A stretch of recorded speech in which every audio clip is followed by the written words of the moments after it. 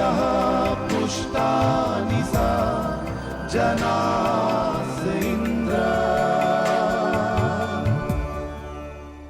महाप्रस्थान का अर्थ समझते हो ना पुत्रों?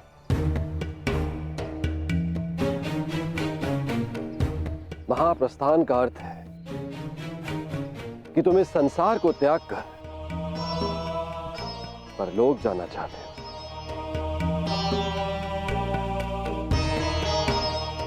परंतु स्मरण रहे, यह मार्ग इतना सरल नहीं है पुत्रों।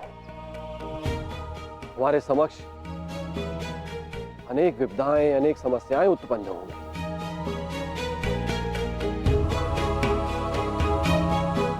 और तुम्हारे संरक्षक इंद्र के रहते हुए यह कैसे संभव है? तुम चलो मेरे साथ, मैं स्वयं तुम्हें अपने रथ पर देवलोक ले चलूंगा।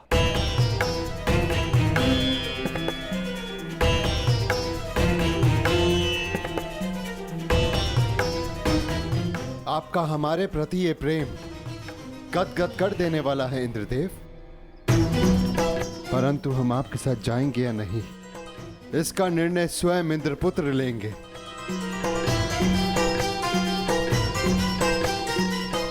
अर्जुन, निर्णय तुम्हारा है।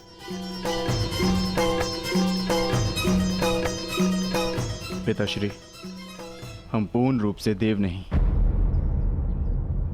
हमारे भीतर आधा अंश मानवों का है,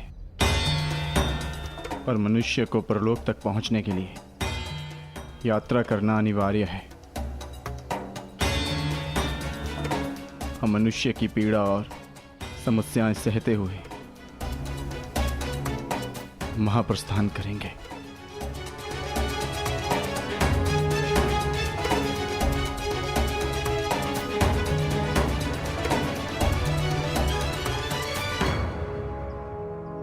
मुझे तुम पर गर्व है पुत्र।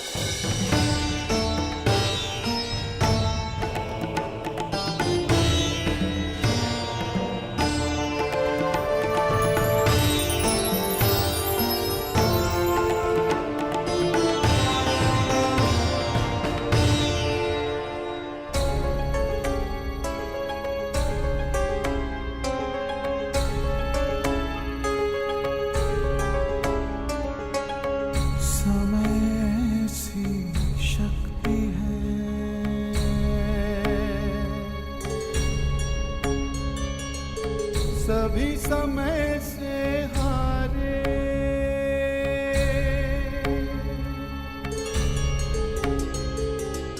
समय से शक्ति है, सभी समय से हारे। राजा हो या रंग सभी बनते रहे बेचारे।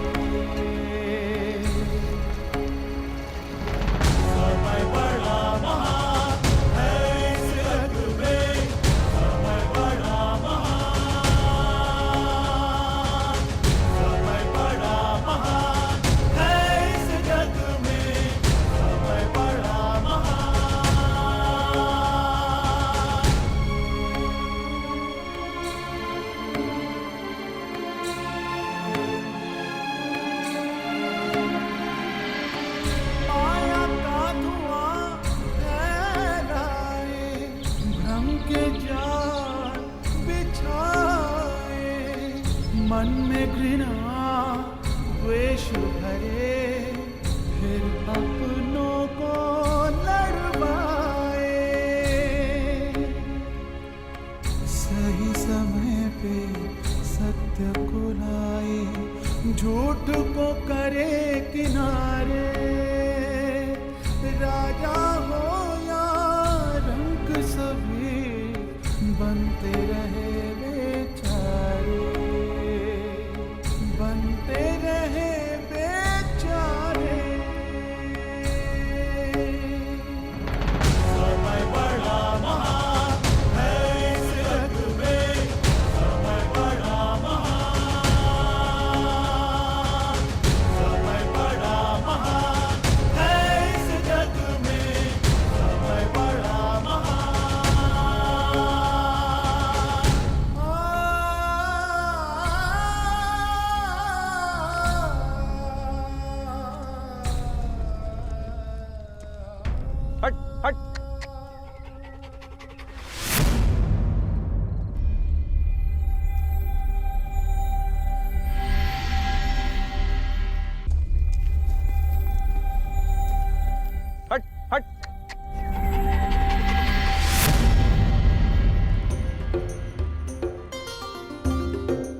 देखिए ना ज्येष्ठ, कब से ये कुकुर हमारा पीछा कर रहा है। जाओ, हमारे पास तुम्हें देने के लिए कुछ भी नहीं है। प्रतीत होता है कि आर्य नकुल के रूप पर मोहित हो गया है।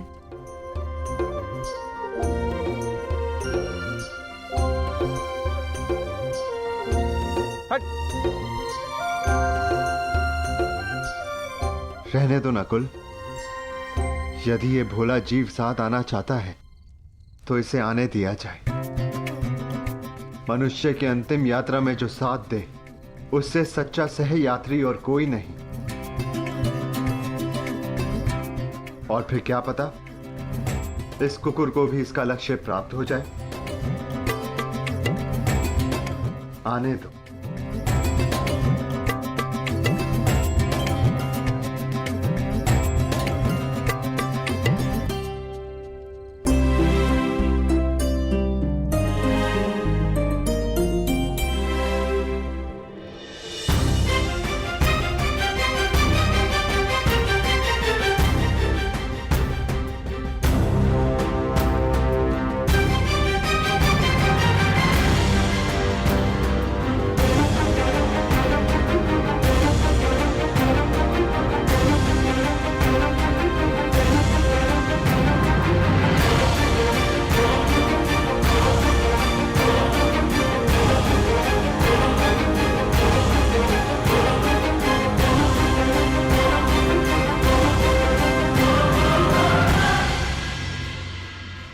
ज्येष्ठ, ऐसे कठिन चढ़ाई हम कैसे चढ़ेंगे?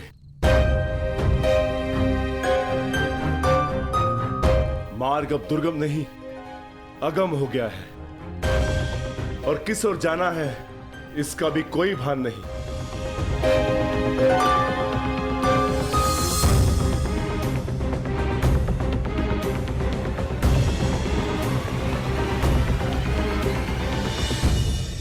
हमें कैलाश पर जाना है भीम, और अब वही मार्ग दिखाएंगे जो कैलाशपति हैं।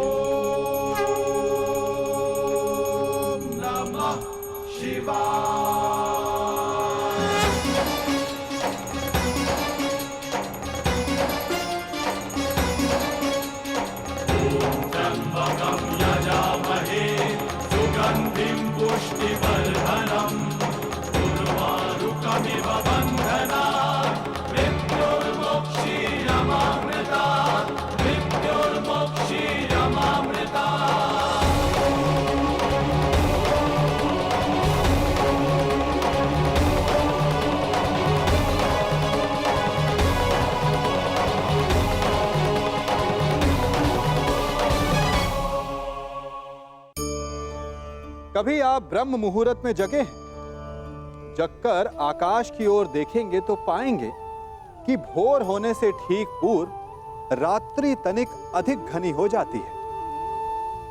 अर्थात जब समस्याएं अपनी चरम सीमा पर होती है तो उनका हल निकट होता है, परंतु जो इस अंधकार से हार जाता है वो इस अंधकार में डूब जाता है, और जो संघर्ष करता है वो उस अंधकार से उभर आता है। सदैव स्मरण रखिएगा, अंत चाहे कितना भी अंधकारमय क्यों ना हो, उसके पश्चात एक नया आरंभ फूटता है, एक नया उदय होता है। चक्रवात के पश्चात जो शांति छाती है उसके पश्चात प्रारंभ होता है शुभ जीवन का, शुभ भविष्य का, शुभ नव प्रारंभ का।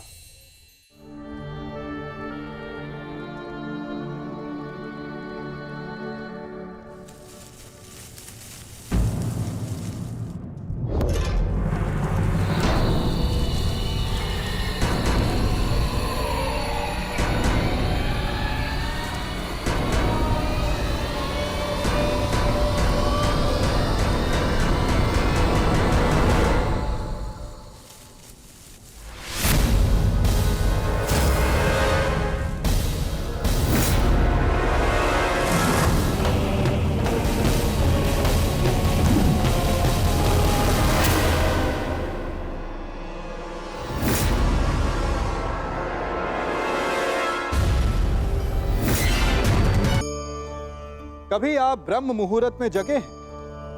जगकर आकाश की ओर देखेंगे तो पाएंगे कि भोर होने से ठीक पूर्व रात्रि तनिक अधिक घनी हो जाती है। अर्थात जब समस्याएं अपनी चरम सीमा पर होती है तो उनका हल निकट होता है, परंतु जो इस अंधकार से हार जाता है वो इस अंधकार में डूब जाता है, और जो संघर्ष करता है वो उस अंधकार से उभर आता है। सदैव स्मरण रखिएगा, अंत चाहे कितना भी अंधकारमय क्यों ना हो, उसके पश्चात एक नया आरंभ फूटता है, एक नया उदय होता है। चक्रवात के पश्चात जो शांति छाती है, उसके पश्चात प्रारंभ होता है शुभ जीवन का, शुभ भविष्य का, शुभ नव प्रारंभ का।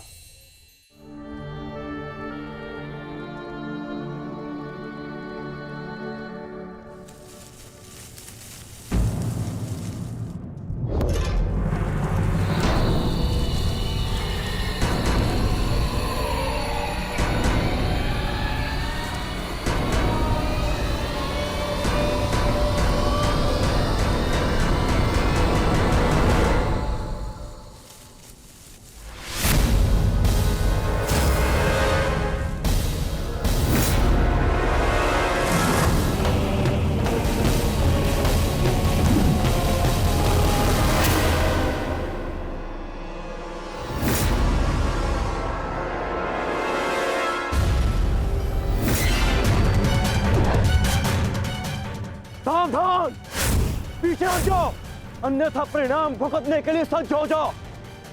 उत्तर दो इसे।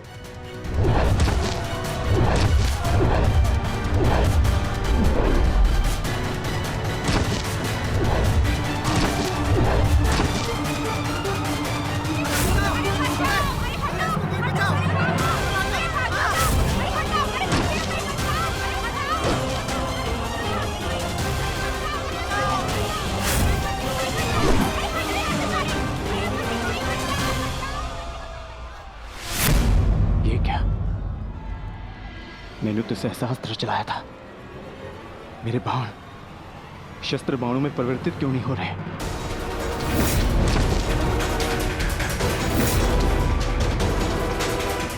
मेरा लक्ष्य कैसे चूक सकता है?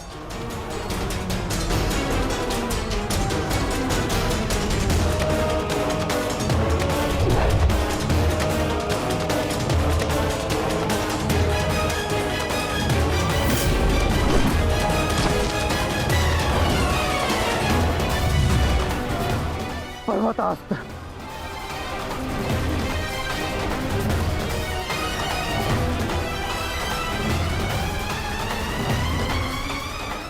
ये सब क्या हो रहा है? बाण प्रकट क्यों नहीं हो रहे? कैसे करूंगा मैं सबकी रक्षा?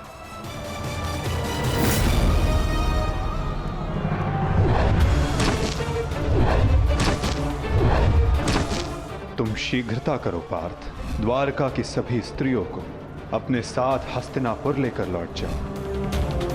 किंतु माधव, मैं आपके आदेश का पालन कैसे करूं? कैसे करूं इन सबकी रक्षा?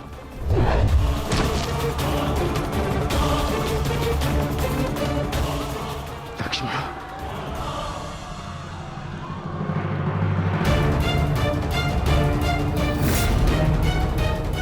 इधर छुप के बैठिए। उठ, उठ, चलो, चल, चल।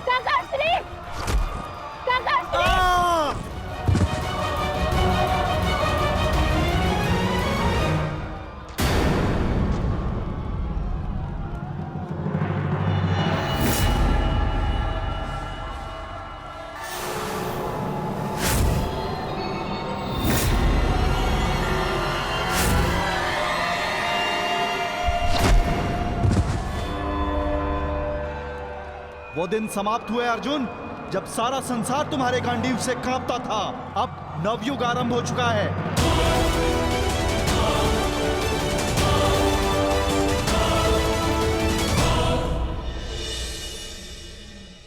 मैं समझ नहीं पा रहा हूं ज्येष्ठ, कैसे मेरे बाण अपना संधान नहीं कर पाए।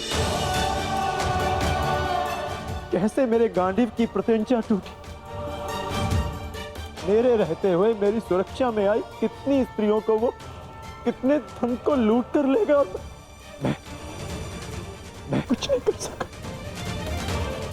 मैं माधव के आदेश का पालन नहीं कर पाया। जैसे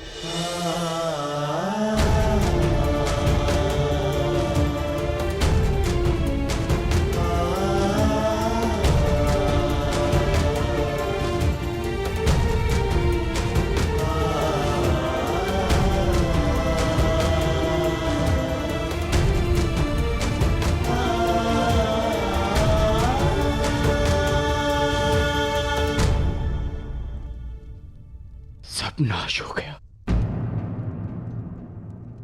कुछ नहीं बचा। माधव का संदेश क्या है अर्जुन?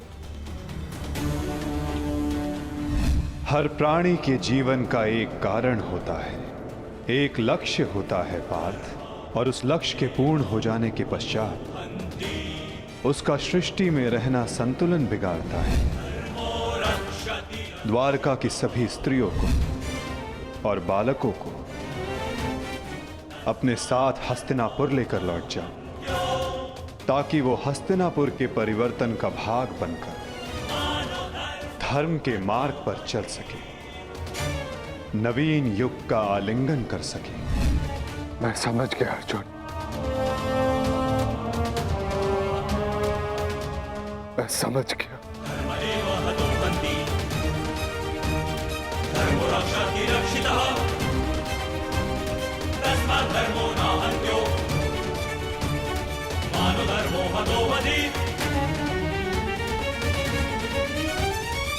परिवर्तन का समय आ गया है। नई पत्तियों को आने के लिए पुरानी पत्तियों का झड़ना आवश्यक है।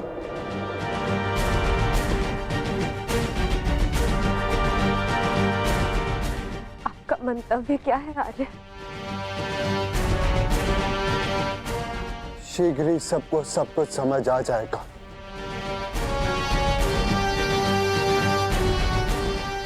हस्तिनापुर की राजसभा का आह्वान किया जाए।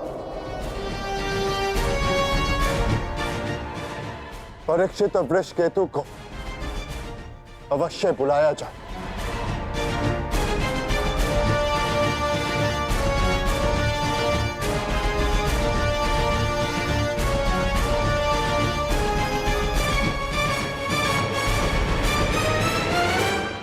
आज ये सभा यहां इसलिए बुलाई गई है, जो योग्य है उसे उसका अधिकार प्राप्त हो।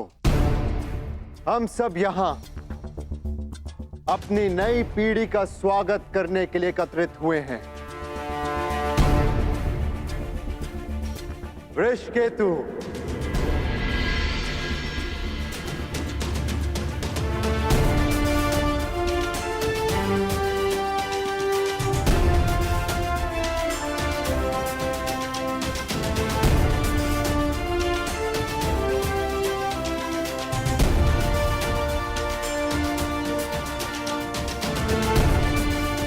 परीक्षित,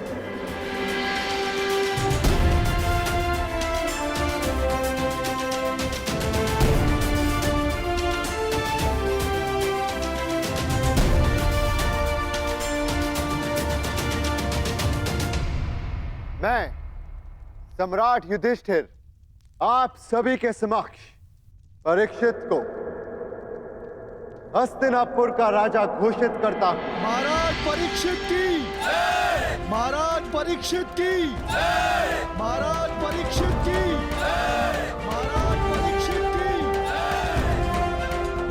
और वृषकेतु को इंद्रप्रस्थ नरेश घोषित करता हूं। महाराज वृषकेतु की, महाराज वृषकेतु की, महाराज वृषकेतु की, महाराज वृषकेतु की।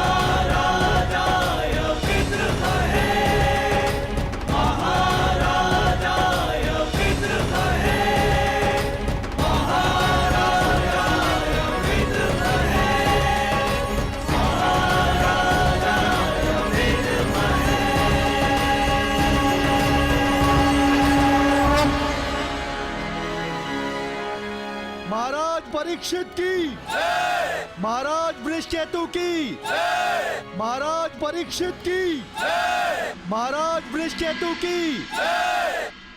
सदैव एक दूसरे का साथ देते रहना और स्मरण रखना कि शक्ति बिना उत्तरदायित्व के भान के विनाश लाती है। सदैव अपना उत्तरदायित्व स्मरण रखना।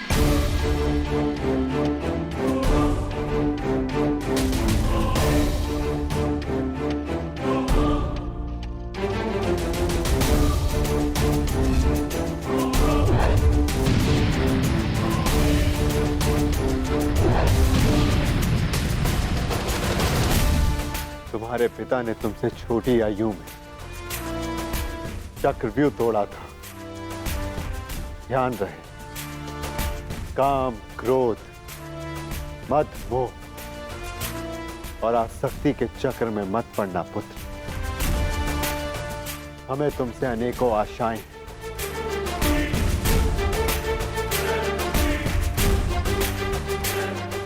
और तुम्हें उन पर खरा उतरना है। मुझे विश्वास है कि मेरे पश्चात परिवर्तन का है प्रारंभ होगा। हमारे पिता समाज के लिए प्रेरणा थे। तुम भी उनके जैसे सूर्य बनकर चमकना, उनके यश को और भी अधिक उज्ज्वल करना पुत्र।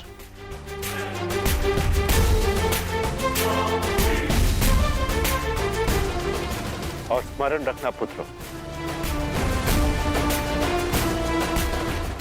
मनुष्य का कर्म उसके चुनाव, उसकी नियति का निर्धारण करता है। सदा शुभ कार्य करना। महाराज वृषकेतु की, महाराज परीक्षित की, महाराज वृषकेतु की, महाराज परीक्षित की, महाराज वृषकेतु की, महाराज परीक्षित की, महाराज वृषकेतु की, महाराज परीक्षित की। शौचमिंद्रिय निग्रह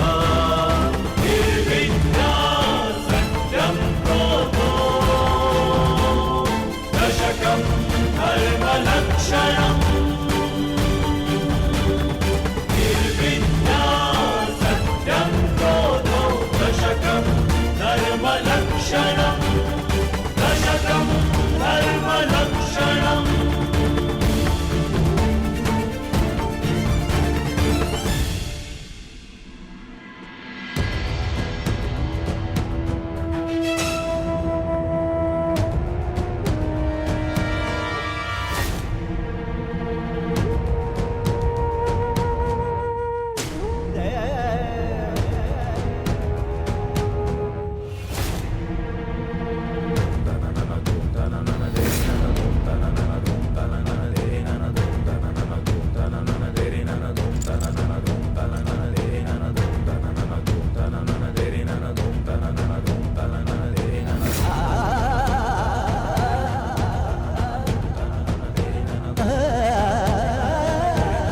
टेस्ट भीतर कर क्या रहे? उन्हें भीतर के काफी समय हो गया है। हमें भीतर जाकर देखना चाहिए।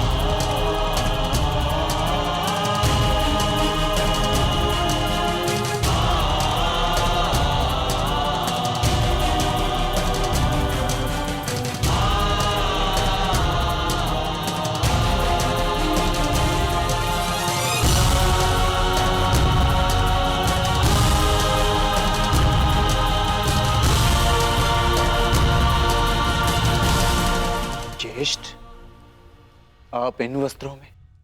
माधव का संदेश सुनकर भी नहीं समझे अर्जुन।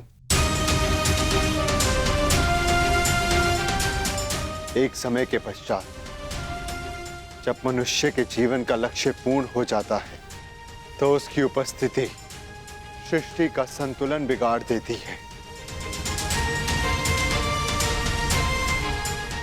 इसीलिए मैंने यह निर्णय लिया है कि मैं महाप्रस्थान करूंगा।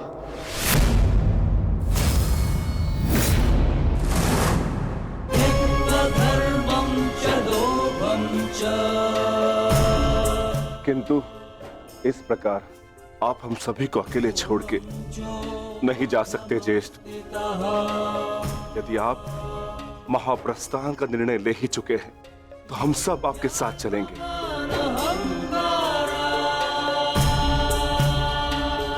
क्योंकि जहां आप है ज्येष्ठ, वही हमारा घर है।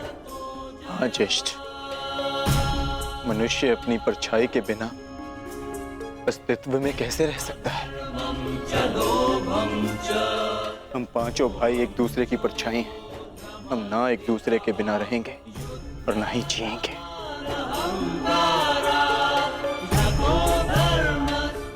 एक बार फिर आप सबने अपने भ्राता प्रेम का उदाहरण प्रस्तुत किया,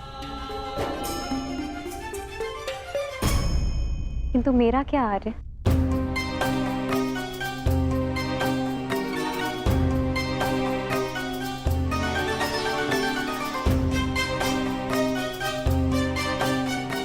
पांचाली, मैं जहां जा रहा हूं वह मार्ग बहुत कठिन है और तुम सब उस मार्ग पर नहीं जा पाओगे।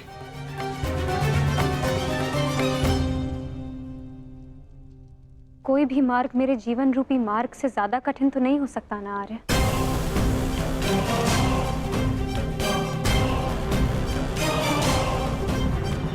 राज्यसभा में हुए वस्त्र हरण के संताप को मैं सह गई, ये सोचकर कि मेरे पांचों पति मेरे साथ हैं, मेरा प्रतिकार लेंगे।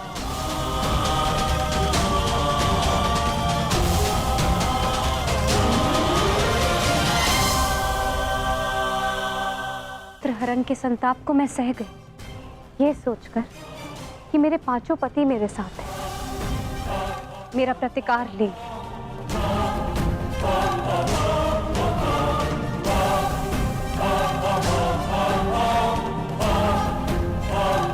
13 वर्षों के वनवास और अज्ञातवास को हंसते हंसते काटा, ये सोचकर कि मेरे पति मेरा त्राण करेंगे।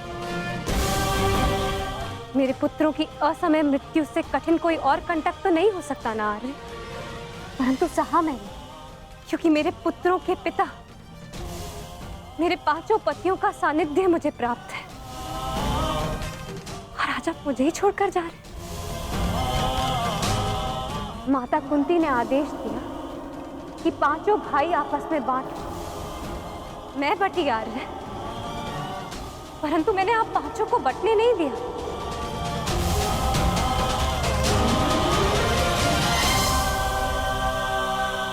चाहे मार्ग के कांटे हो या पत्थरों की ठोकरें, हम सबका प्रारब्ध साथ है।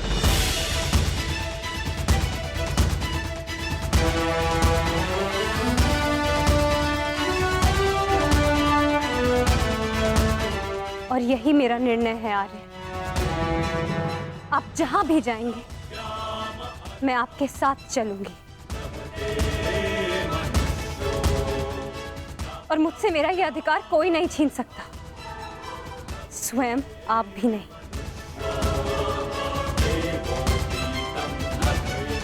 मैं चयन कर चुकी हूं आर्य, अब इस यात्रा का जो भी परिणाम होगा मुझे स्वीकार होगा।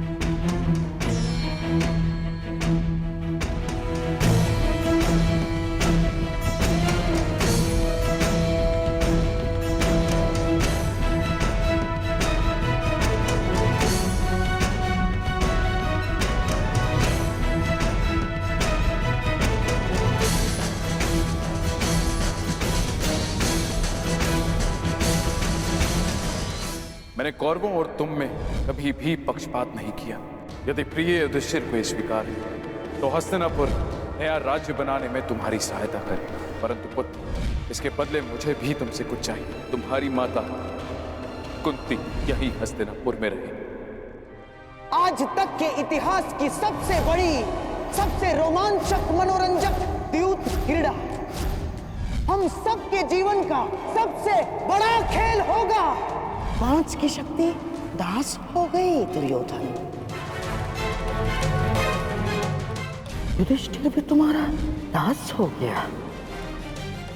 जो विजय संसार के सबसे बड़े युद्ध में नहीं मिल सकती थी, वो युद्ध के चाल में तुम्हारी हो गई। वो शेष है द्रौपद पुत्री पांचाली।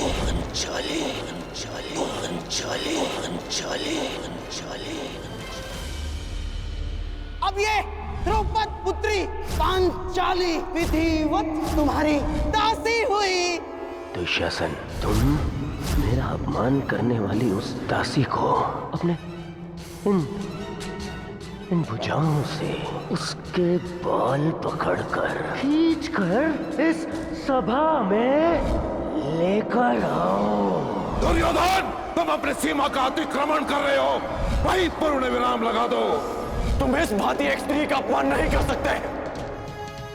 सावधान दुर्योधन, आप अपनी प्रतिज्ञा की सीमा में बंधे हैं पितामह। आप अपने वचन से बंधे हैं आचार्य।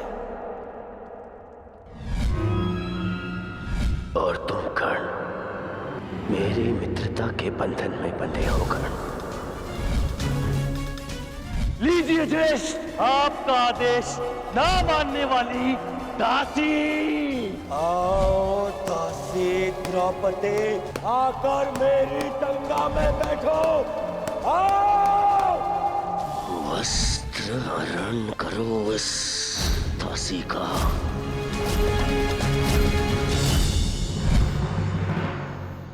पुत्र परीक्षित,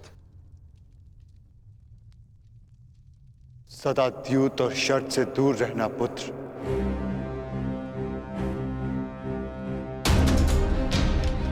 क्योंकि ये मनुष्य को काल के गर्त में पहुंचा देता है।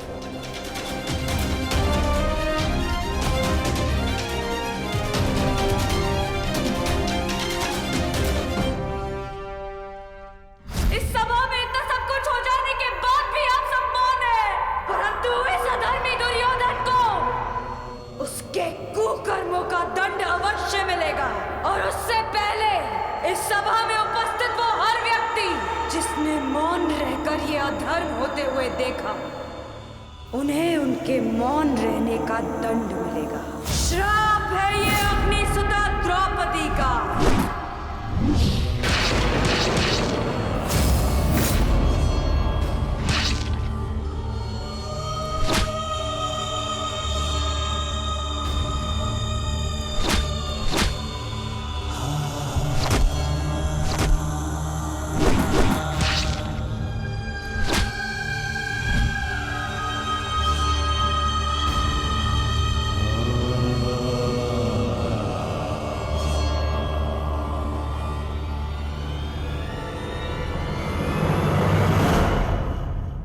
सदा स्त्री का सम्मान करना पुत्र।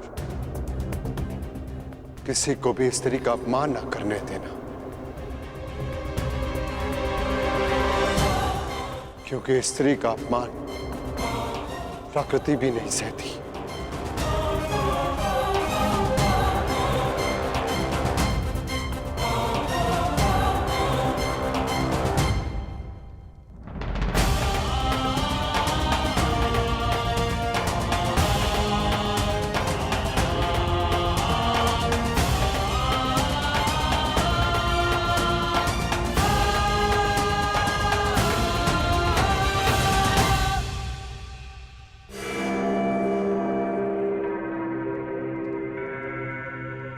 मैं दुर्योधन आज हस्तिनापुर के सिंहासन को दांव पे लगाता हूं।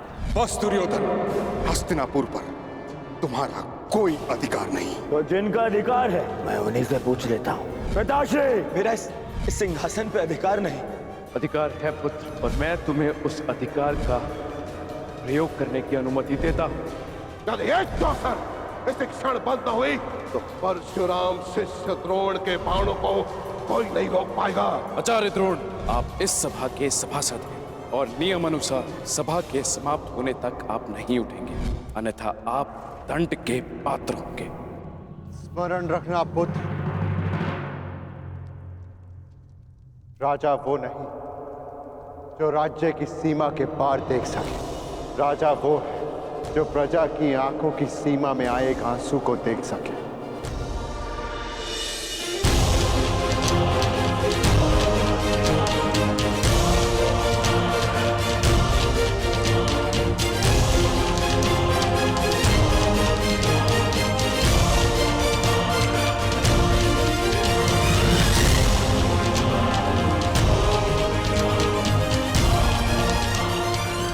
राजनीति का नहीं, सदा प्रजा नीति को ध्यान में रखकर निर्णय लेना पुत्र, क्योंकि यदि प्रजा प्रसन्न तो राजा के मुकुट में जड़े रत्नों को कांटे बनते समय नहीं लगता।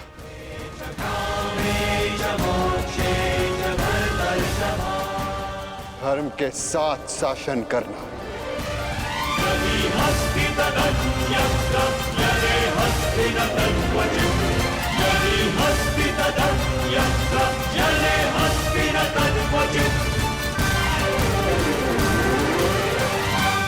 महाप्रस्थान का समय हो गया है।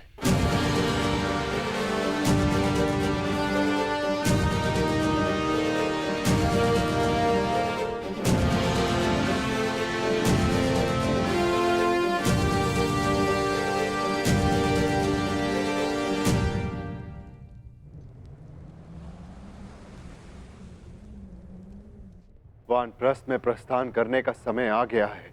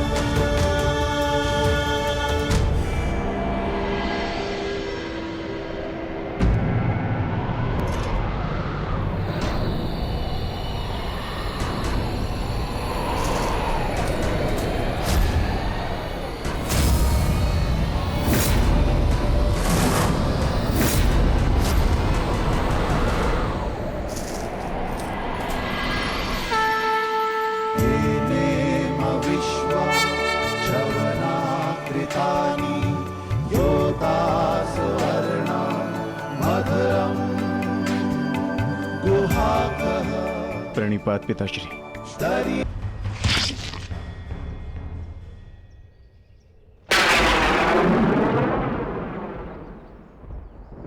आपका ये बाण मेरा चरण भेद नहीं पाया, परंतु अब से मेरे शरीर का ये भाग सबसे दुर्बल होगा और अब कोई भी बाण मेरे इस स्मरण स्थल को भेद पाएगा और यही मेरे इस देह को त्यागने का कारण बनेगा। आपका स्वागत है कालदेव। माता गांधारी का श्राप अब पूर्ण हुआ।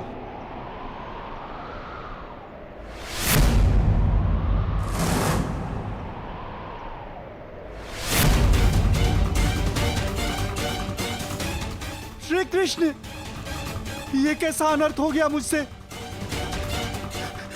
प्रभु, प्रभु मुझे माफ कर दो प्रभु, मुझसे बहुत बड़ी भूल हो गई। मुझे लगा कि यहाँ कोई हिरण है, परंतु। तुम विलाप ना करो व्याध, तुमने कुछ भी अनुचित नहीं किया।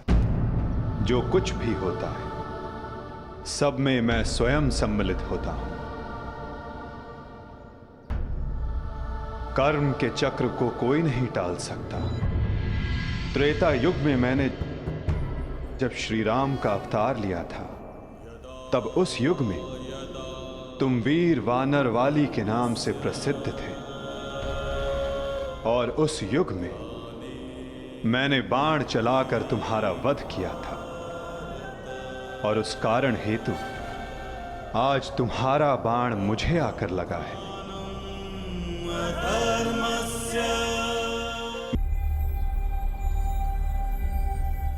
काल की भूख मिट चुकी है पार्थ,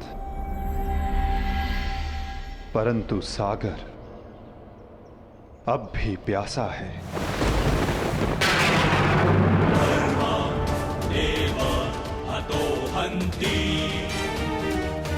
तुम शीघ्रता करो पार्थ।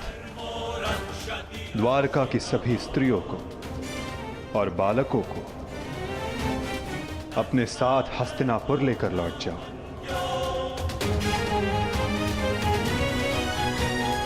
ताकि वो हस्तिनापुर के परिवर्तन का भाग बनकर धर्म के मार्ग पर चल सके, नवीन युग का आलिंगन कर सके। परंतु माधव, आप। आज मैं तुम्हारा सारथी नहीं हूं पार्थ। आज मैं तुम्हारे किसी भी प्रश्न का उत्तर नहीं दे सकता। आज मैं तुम्हारा सखा हूं, एक ज्येष्ठ भ्राता के समान हूं पार्थ। और जैसा मैंने कहा है वैसा करो पार्थ।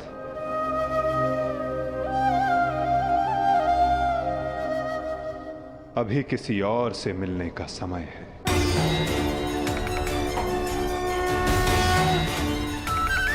जैसी आपकी आज्ञा।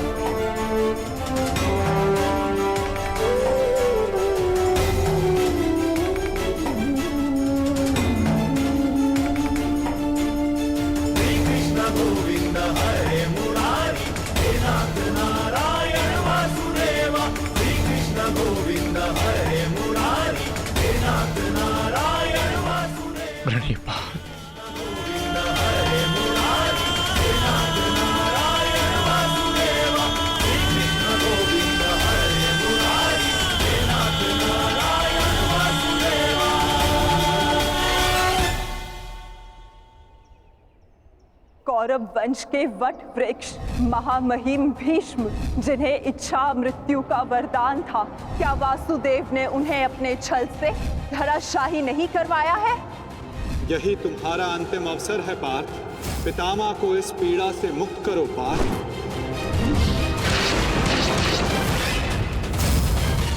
वासुदेव ने द्रोण पुत्र अश्वत्थामा की मृत्यु का छल रचकर आचार्य द्रोण का वध नहीं करवाया है? क्या मेरे पुत्र दुर्योधन की रक्षा कर रहे उसके मित्र कर्ण को छल से नहीं मरवाया है वासुदेव ने? अंगराज को युद्ध का आवाहन दो पार्थ। यदि अंगराज के हाथों में विजय धनुष आ गया तो तुम कुछ नहीं कर पाओगे पार्थ। बाण संधान करो पार्थ। पुत्र दुर्योधन पर युद्ध के नियमों के विरुद्ध जाकर प्रहार किया गया, क्या वो वासुदेव का छल नहीं था?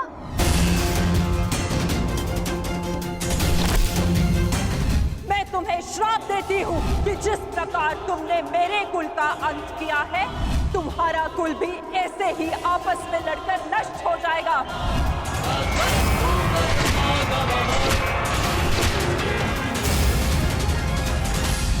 एक बहुत ही बुद्धिमान ज्ञानी पुरुष ने मुझसे कहा था कि मनुष्य अपने प्रत्येक चयन का परिणाम स्वयं भुगतता है।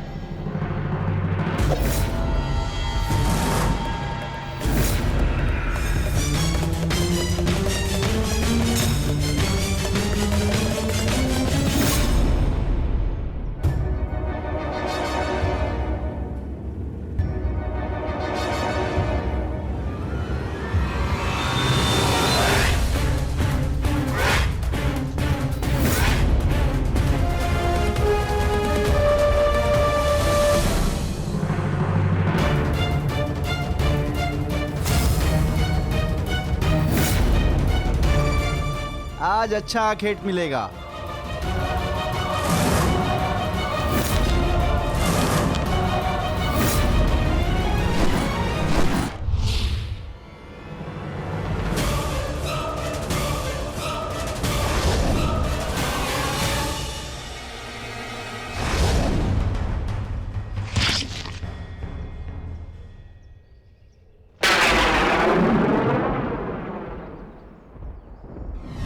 ये बाण मेरा चरण भेद नहीं पाया, परंतु अब से मेरे शरीर का ये भाग सबसे दुर्बल होगा और अब कोई भी बाण मेरे इस स्मरण स्थल को भेद पाएगा और यही मेरे इस देह को त्यागने का कारण बनेगा। आपका स्वागत है कालदेव। माता गांधारी का श्राप अब पूर्ण हुआ।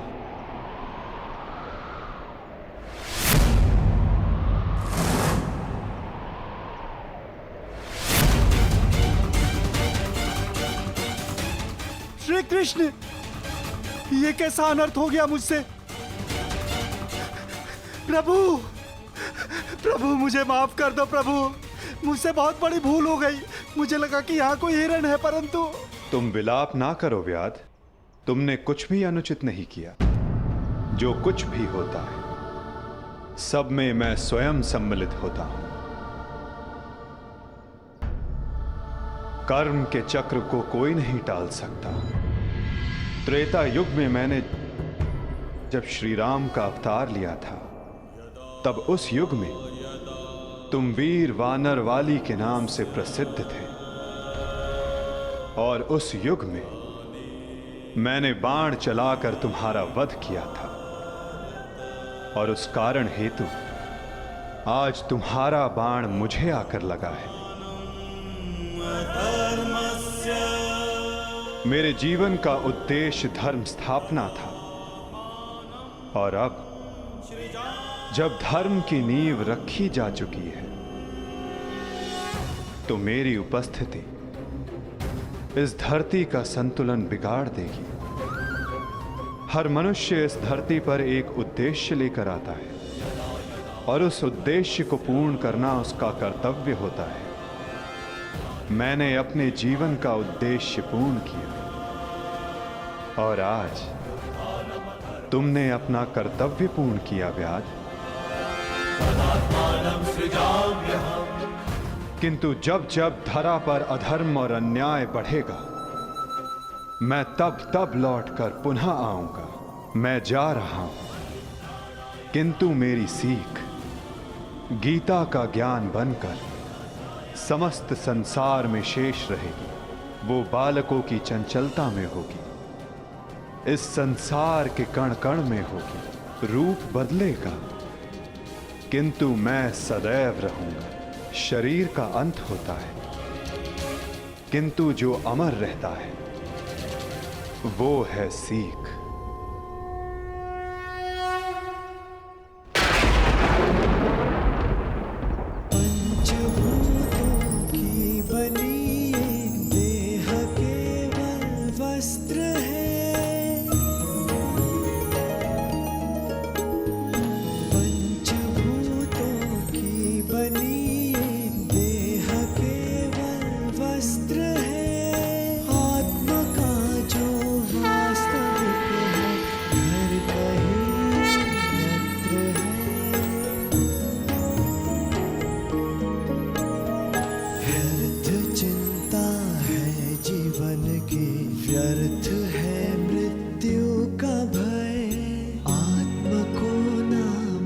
कर पाते शस्त्र अग्नि समय। ईश्वर स्वयं है सृष्टि सारी, कहाँ उसको खोजना। जो भी होता शुभ ही होता, सब उसी की योजना। कामनाएं फल की छूटे, वो ही सच्चा कर्म है। ईश्वर चरण में हो समर्पण, वो ही केवल धर्म है।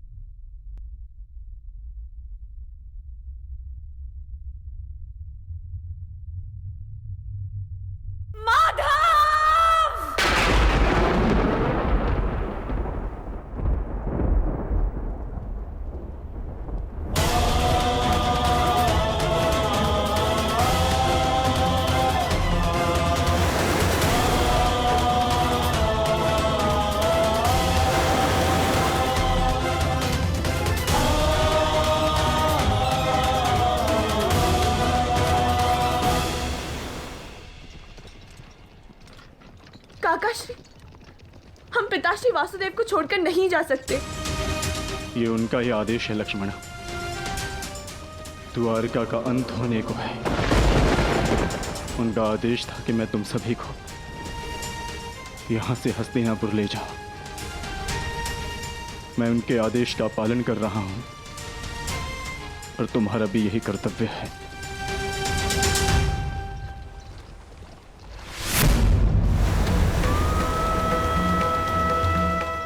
भगवान,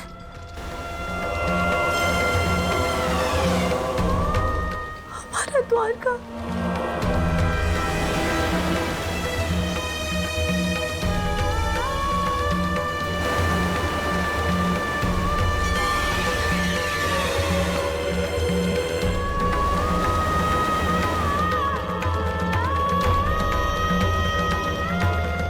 माधव का संदेश था लक्ष्मणा कि लक्ष्य पूर्ण हो जाने के पश्चात समापन आवश्यक है, अन्यथा संतुलन बिगड़ता है। सृष्टि अपना संतुलन बना रही है लक्ष्मणा।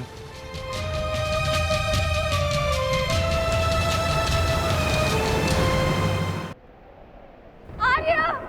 आर्य युधिष्ठिर!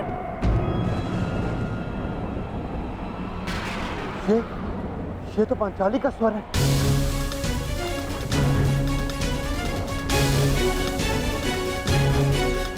आर्य!